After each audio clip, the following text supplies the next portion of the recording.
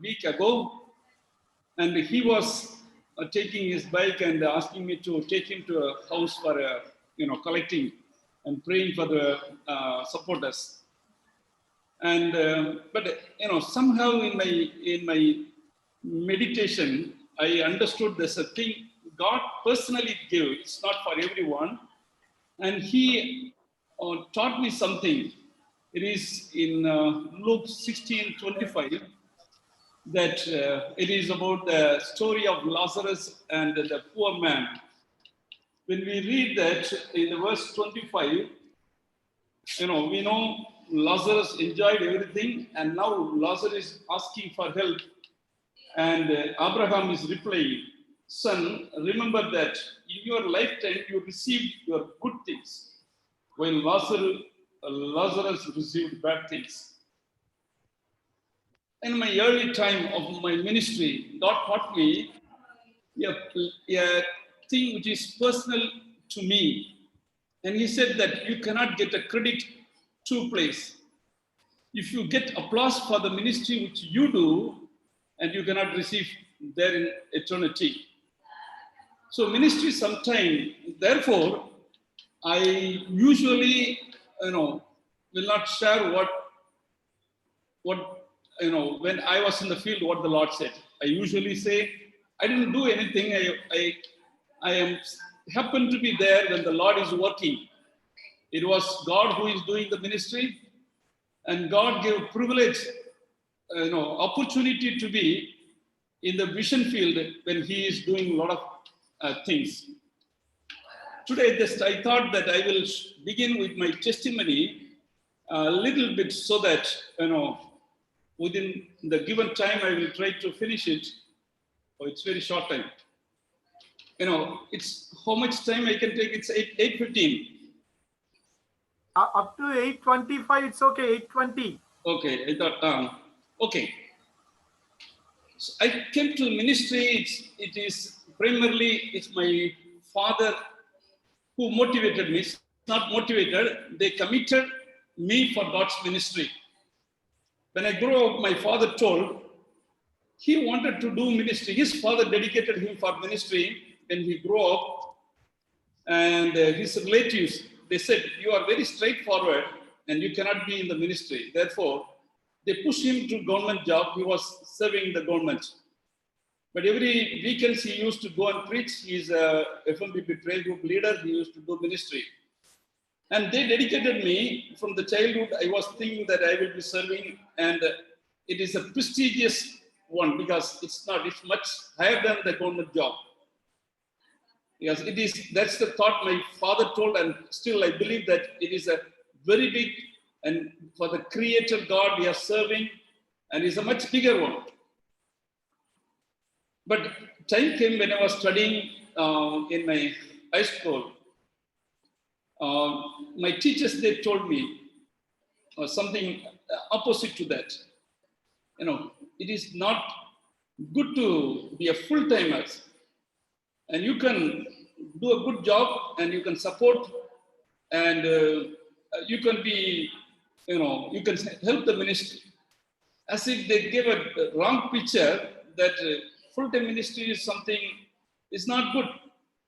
And somehow I attracted by, he himself, pushed me from another group and put me in the computer group, and he assured me that he will get a place in the engineering college. And there the Lord touched me, and it's a personal way I accepted Jesus Christ. I remember that time because that is very important for me to stand in all the way. It was through Matthew chapter 16 verse 26. If a man gain the whole world, and if he lose his own soul, what's the profit of it? And that I accepted that it is not that the money is going to make anything. Even if I have the whole world, it's a life is more important.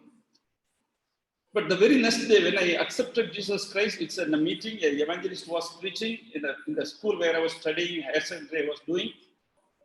And the very next day he had a meeting where he had children who accepted Christ as their personal savior.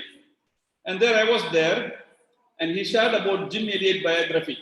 I do not know that time much about Fmpb, but my father had a little involvement, but not as going as a missionary. No one was there in my place. So he shared about Jimmy Elliot biography and shared still in India there are many places that there is no Christian and people need to go and preach. And I committed my life to Christ. I do not know when when the session was end. I was alone when I woke up from the room. And thank God, in 1983 I joined in Fmpb. And in 84, I was sent to Operation Mobilization for Learning, Culture and Linguistics in North India.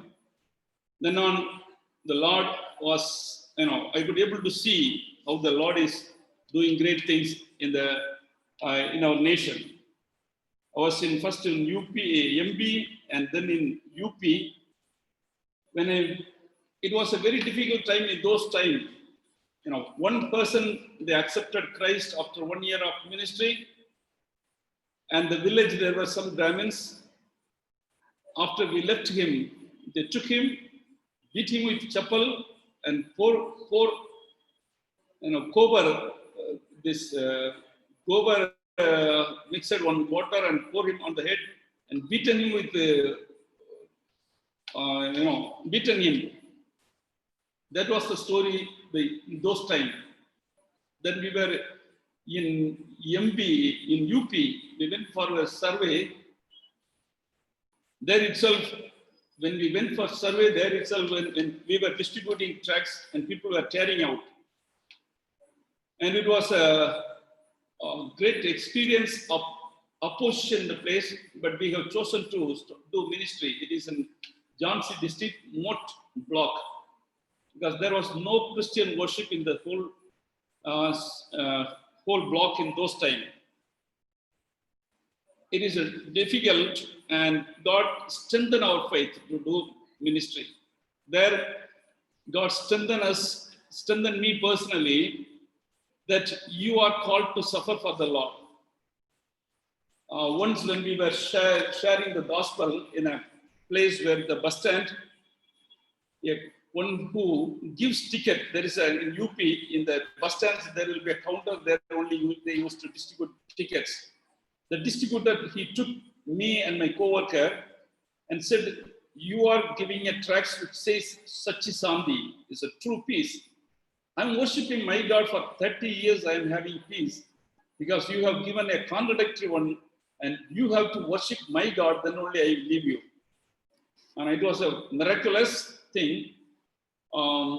We were there for some time, and there's no way, we were just young. I was young, my co-worker were also young. And there was a bus came, people, he has to give ticket. By the time, one man among them, he took both of us and asked us to move the cycle which he took. In another place, village called Rave, when we went to village and preached the gospel, when we were returning, some anti-Christians, they met us and questioned us. Finally, they'd beaten us. We were in a position, we fall down in unconscious, and they removed the air from our cycle. It was night, they left us. When we were returning, I felt there's no pain in my body, though beaten us severely, and God reminded me that one who touches you, they are touching the apple of mine.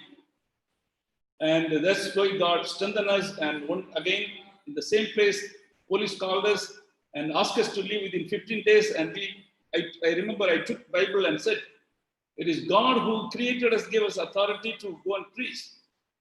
And it was God again helped us to continue there. I thank God that from 83 onwards, God led us in a miraculous way. Then I went for my studies. Then I went to Jharkhand. There we served among the Santal. Is a big people group. And a lot of instances, I just want to share, which encouraged me. And then Then we were in a partnership, worked in along with the Northern Evangelical Lutheran Church and the pioneers of Santal Mission, the Norway Santal Mission. And in a partnership, we worked. Then we worked in the region office of Dumka. Did our BD. Then from 2010 to 12, we were God sent us to equip missionaries in the training center NIM. We were there. Then from 2012 to 17, we were looking after the North Indian field.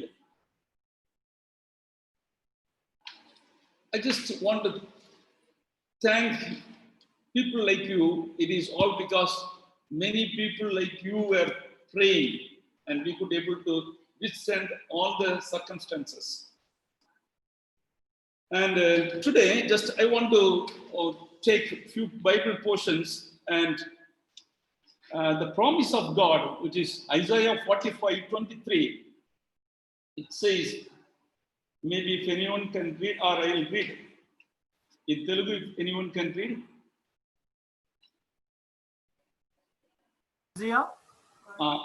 Isaiah 45:23.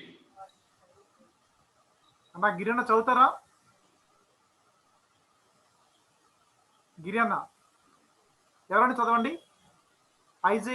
Asia 45:23.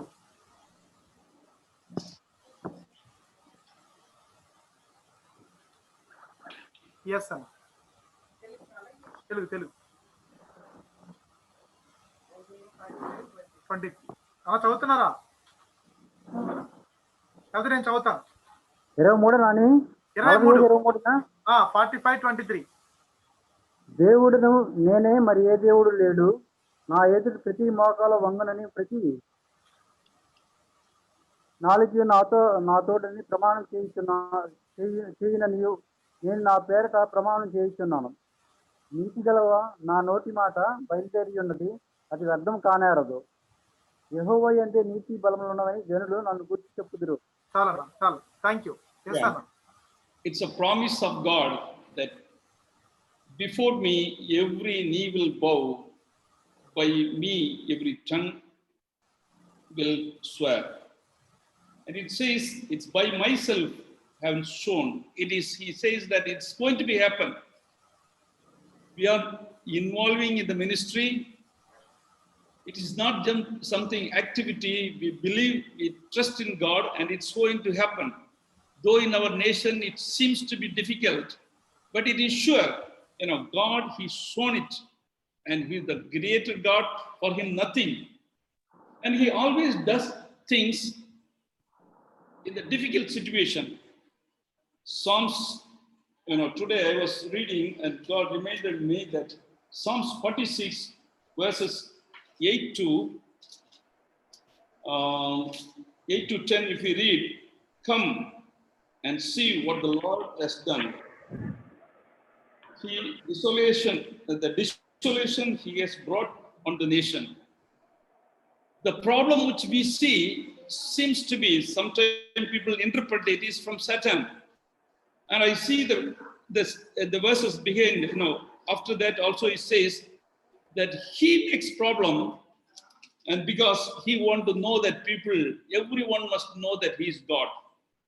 And I just want to briefly take it through the Bible, few incidents where God, in the problems, God fulfilled His purpose. I'm very sure the corona is not somebody has created it, maybe created, but God allowed it. And He's going to do great things through this. I can tell few stories because there is no time. And even in this corona time, people who sick and they accepted Christ, many people, it's through prayer. And we do not know, nobody is able to withstand. All the scientists, everything failed. And God, He will never give His glory to anyone. And He makes things. And ultimately, we prayed for some of the people who are suffering because of this COVID. Yes, God is doing great miracles. And ultimately, that people must know that He is God. He is the only one God. There is nobody beside Him. And very shortly, we will go through few incidents to strengthen our faith, and with the hope, with strong faith, we can pray. There's a first incident I just want to take all of you to Genesis chapter 11. It talks about the Babel Tower. Here, God, it is a problem there. He collapsed the language. They were speaking only one language. If that could be, then there should be no problem. We could have communicated the same language. But God did it. It is God's purpose, and He did it. And why He did it? Verse 4, if you see, it says, "Come, let us build ourselves a city, and we may make a name for ourselves." It is to make name for one's own. God will never accept this, even in the name of God, to bring glory to self. It is always to give glory to God, and He will never tolerate taking the glory of God. And because people, His own people, they want to make name for themselves, and that's the first thing. Secondly, is verse 6 says, "Nothing they plan to do will impossible for them." They thought that everything, whatever we think, it is possible to fulfill. Today also we see there are people, signs, and so many people with power, they come and say they can do everything by themselves. Whatever they plan, nobody can stop it. I tell you, it is not so. It is God who controls. And then He comes, verse 8, "The Lord scattered them from over all the earth." When He created, people should not be, He wants that the earth to be filled. It's not to live one place, but even when they live, their motives are wrong. And Lord scattered them. That's His purpose, is every nation to be filled with people. So the chaos, it is a problem, but it is for some of them, it is a problem, but it is for God, it is fulfilling His purpose. Maybe for us, some of the things seems to be a problem, but behind that, God is fulfilling His plan and purpose. And He is a creator, He has all the power, and He fulfills it. And secondly, I just want to take to the next chapter, 12 and 13, if you see, God calls Abraham. It is to fulfill His great purpose. And also, that is also even a person who do not have a child. And to him He told, "I am going to bless you to bless the entire nation. I'm going to make a great nation." Even his 100 years, there was no child. And God, even individually, He chooses and uses when we face problem. Problem itself is not an end, and God used every situation for a blessing. God chose an Abraham when there was no child and used him to bless the entire nation. Secondly, when Abraham was called, and Lot also followed, and Lot also blessed. Bible says both of them, they had plenty of cattle and they were blessed so much. When there was a quarrel among his shepherds, and Abraham, he dealt it with faith. People who called by God serve Him, and we always look at the things with faith. And Abraham told Lot, the entire earth is in front of us. You take right, then I will go to left. If you take east, I will go to west. You take first, because Abraham was very sure it is not the place which I choose, I'm going to be blessed.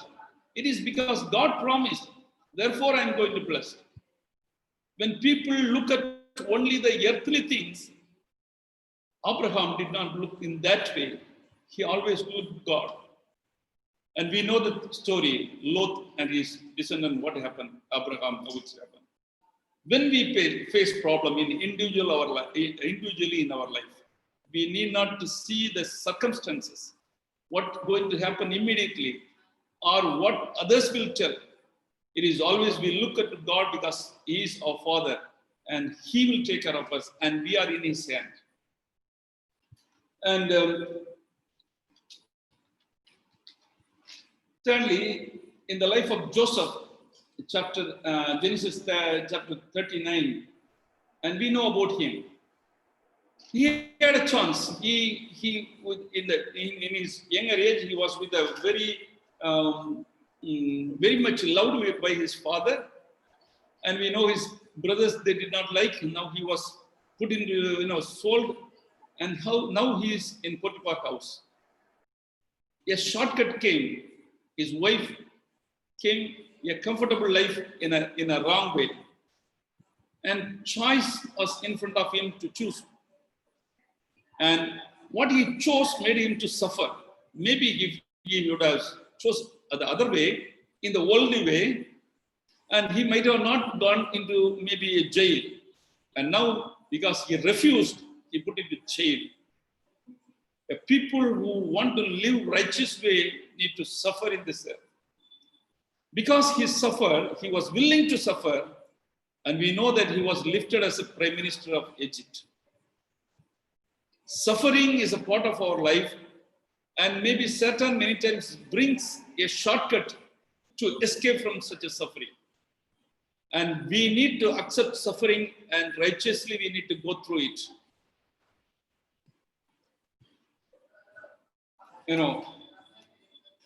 When I was in theological studies, soon after my study, I had a passion to develop people movement, missiological. I want to study something missiology.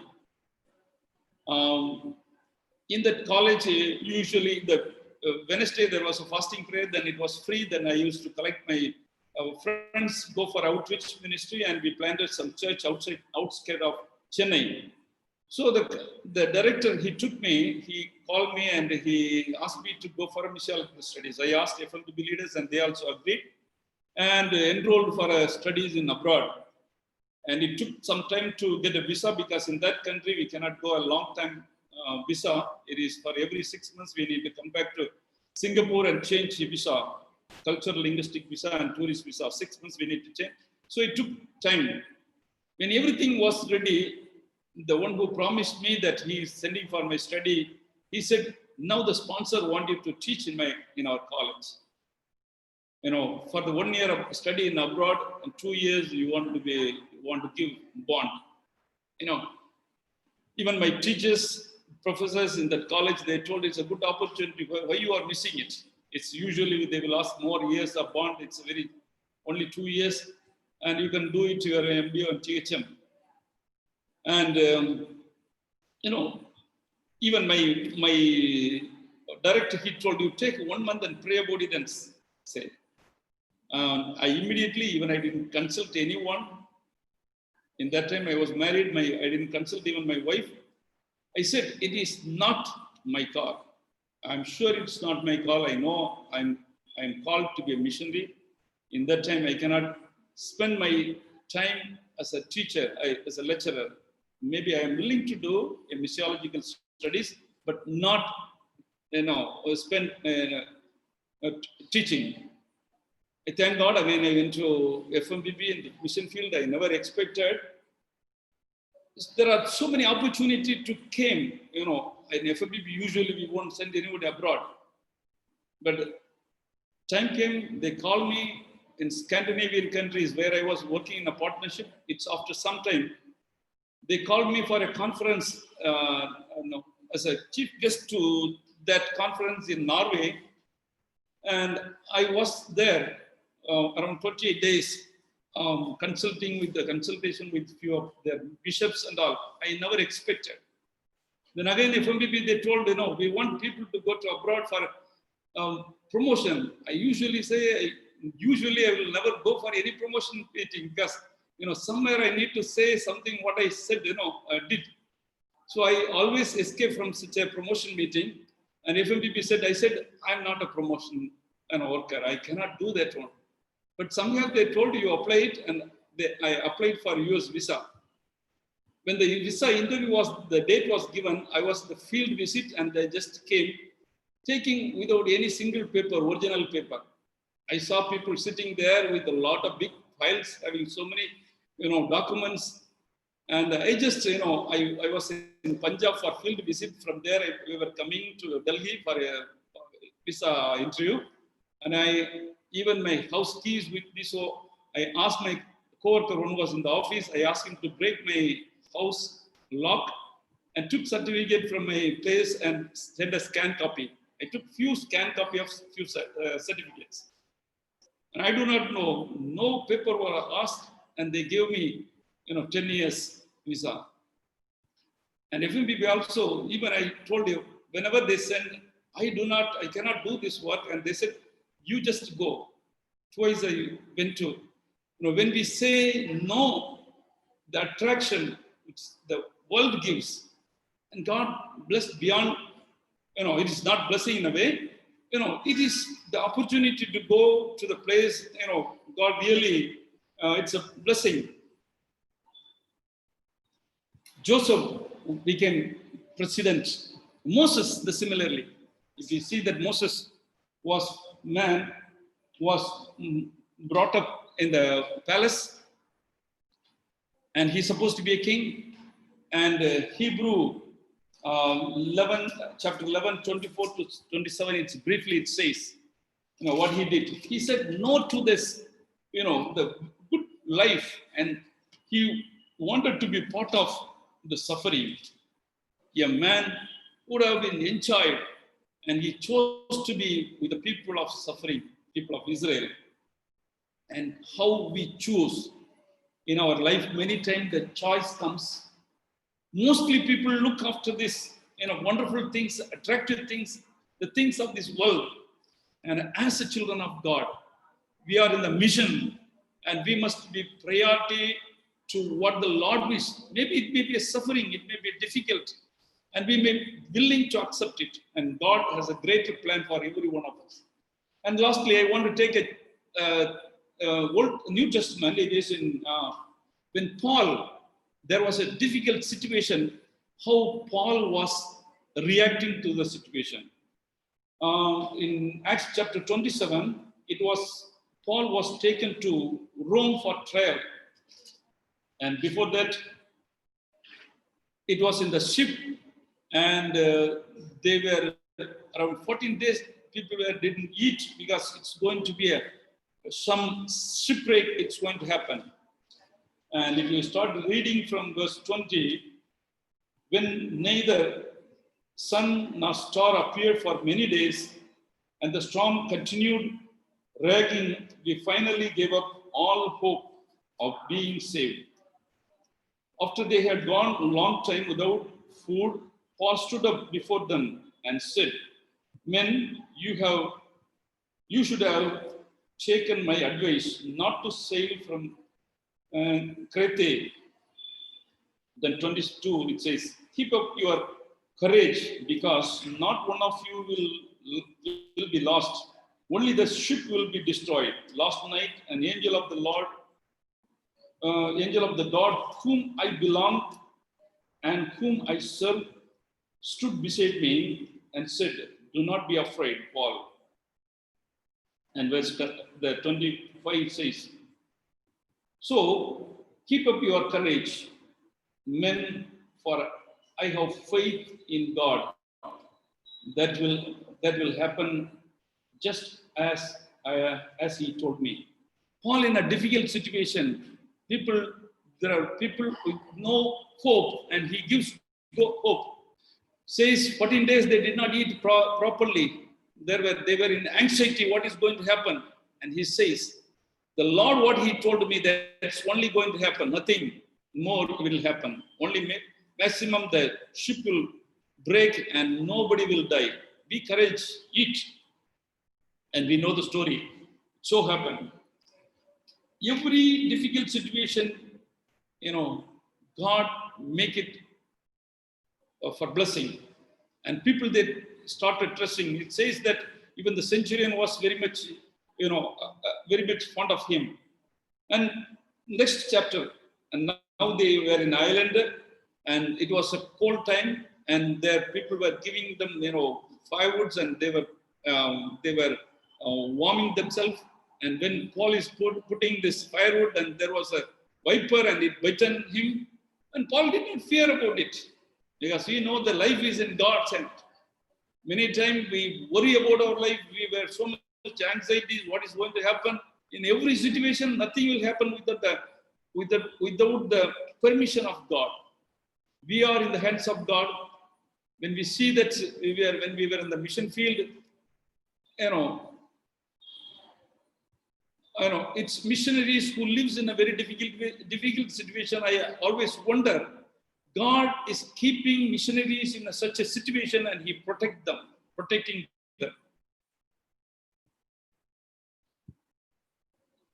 Once, when I was traveling, the enemies of the gospel, they know that I will be returning, because when I stay, usually I stay in the village, they will be back in my bike. And that day it was not there. And they know that if they physically come and touch me, they will have a severe,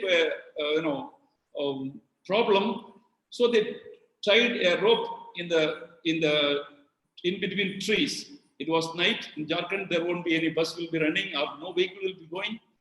I was returning to home around 9:30. My parents were there in the home, because next day there is a church dedication. They came for that. When I was going, it was a little fast.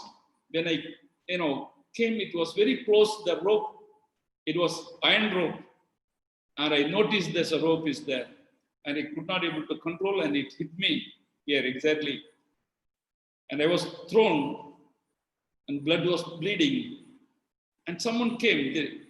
He took me, and I started my bike and reached my home. How Lord is protecting the life. I do not know even the angel or who came. It is always God. It is mission belongs to God, and He is doing. He only does, and we are just there. And Paul is when people were expecting, when the snake is biting, he has sinned and he is going to die.